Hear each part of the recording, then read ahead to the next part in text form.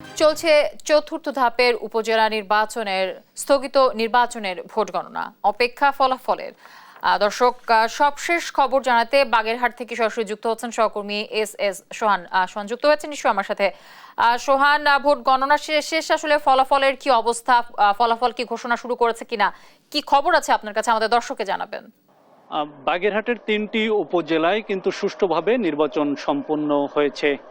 আমরা যতদূর জেনেছি বিকাল 4টায় ভোট গ্রহণ সম্পন্ন করেছে সংশ্লিষ্ট প্রিজাইডিং কর্মকর্তারা। 4টার পর থেকেই কিন্তু গণনা শুরু হয়েছে।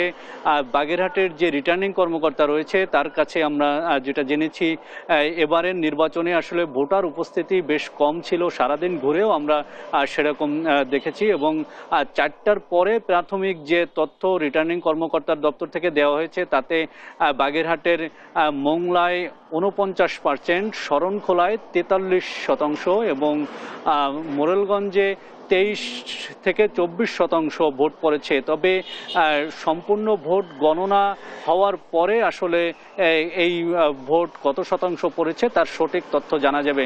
তবে এই 7:15 পর্যন্ত কিন্তু নির্বাচনের কোনো ফলাফল পাওয়া যায়নি বলে আমরা নিশ্চিত হয়েছি।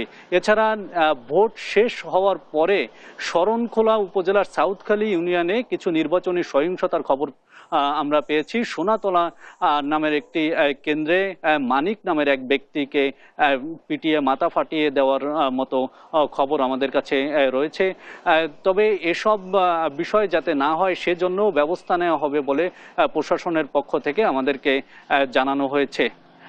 সবকিছু মিলিয়ে বাগেরহাটের ভোট সুষ্ঠু ছিল বলে আমরা জানতে পেরেছি। বাগেরহাট থেকে এই ছিল আমার কাছে নির্বাচনের খবরের সর্বশেষ। আমাদের সহকর্মী এস সোহান যুক্ত ছিলেন বাগেরহাট থেকে।